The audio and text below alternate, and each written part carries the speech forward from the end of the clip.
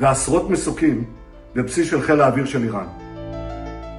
ইরানের সঙ্গে সাম্প্রতিক যুদ্ধবিরতি চুক্তি ঘিরে ইসরায়েলে তীব্র বিতর্ক ও অসন্তোষ দেখা দিয়েছে।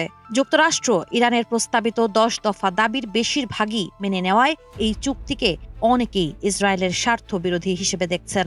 এমনকি ইসরায়েলও প্রায় সব শর্তে সম্মত হলেও সেগুলোর বড় অংশই দেশটির কৌশলগত অবস্থানের সঙ্গে সাংঘর্ষিক বলে সমালোচকরা দাবি করছেন।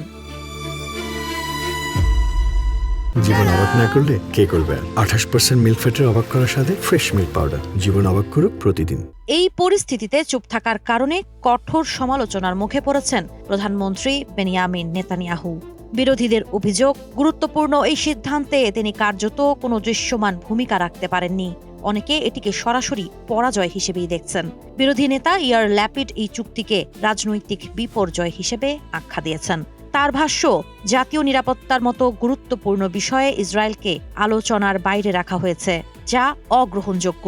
তিনি আরও বলেন, সামরিক বাহিনী তাদের লক্ষ্য অর্জনে সক্ষম হলেও রাজনৈতিক ও কৌশলগত দিক থেকে সরকার ব্যর্থ হয়েছে। এই ক্ষতি কাটিয়ে উঠতে দীর্ঘ সময় লাগবে বলেও সতর্ক করেন তিনি।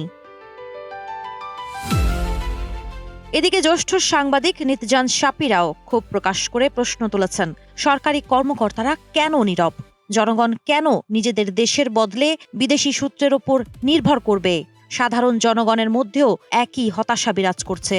তাদের মতে এই যুদ্ধবিরতি ইরানের সক্ষমতায় কোনো প্রভাব ফেলতে পারেনি, বরং ইসরায়েলকেই দুর্বল অবস্থানে ফেলেছে। সাবা খান, নাগরিক প্রতিদিন।